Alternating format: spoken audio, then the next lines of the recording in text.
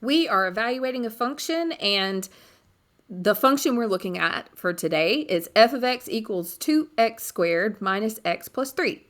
Now, I want to make this clear. This is not to be confused with finding a 0. That's a whole separate thing. We do not set this equal to 0, nor do you plug in 0 in finding a 0.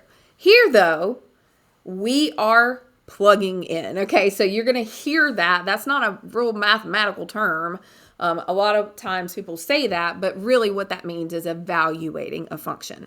Okay, so we have the function. Let's talk about function notation just a second. We have the function f. That is the name of the function. That could be called g. That can be called l. You can give that letter anything. It's just the name. Okay, this x right here does not mean multiply.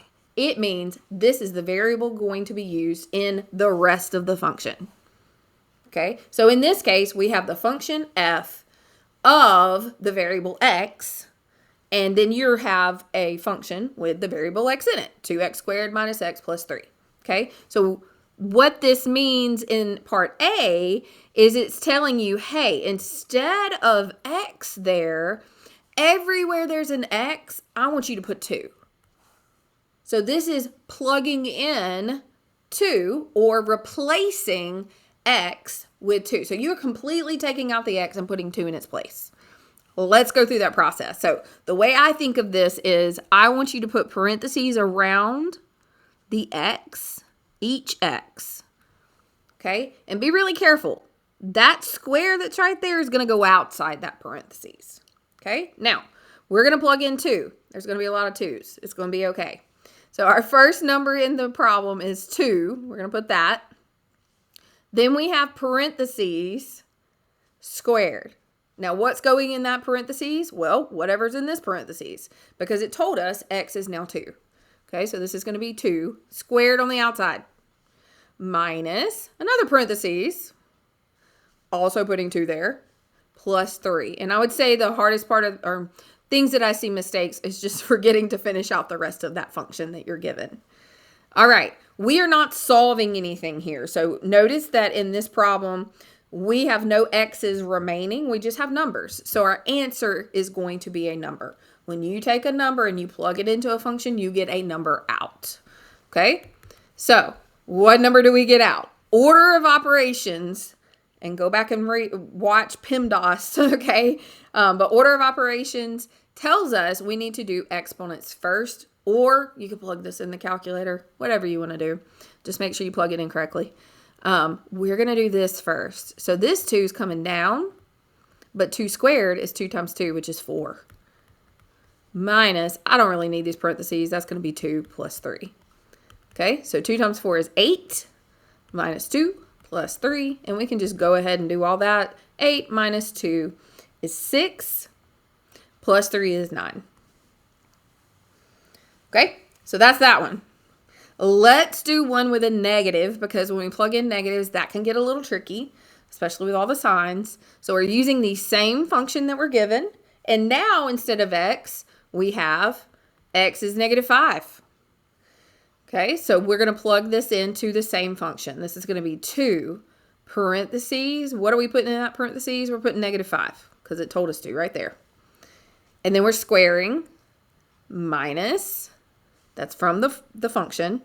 And then we've got parentheses negative 5 plus 3. Okay, so that finished out our whole function. I know I've got a lot of drawings on there now.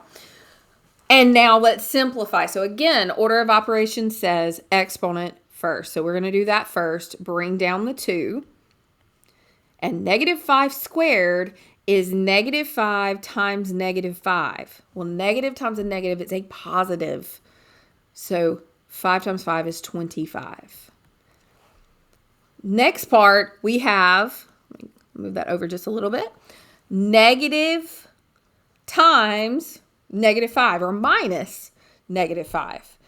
You can think of this as a 1 right here, and you're really just multiplying 2 negative numbers together. Negative 1 times negative 5 is positive 5. Or 2 negatives make a positive, however you want to think of that. Plus 3.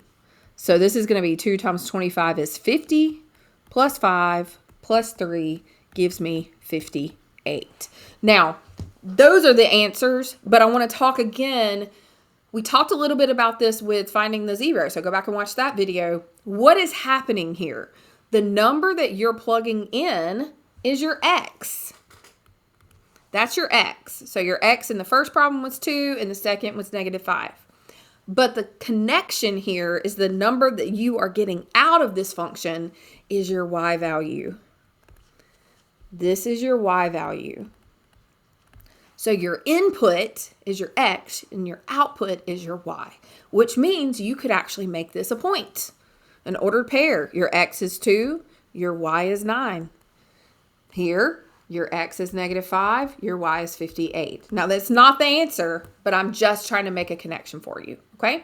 So your answers to this would be 9 and 58, but I want you to understand that this is always making ordered pairs. And honestly, with any function, you can pick any number for x, plug it in, and you get the y value, the corresponding y value.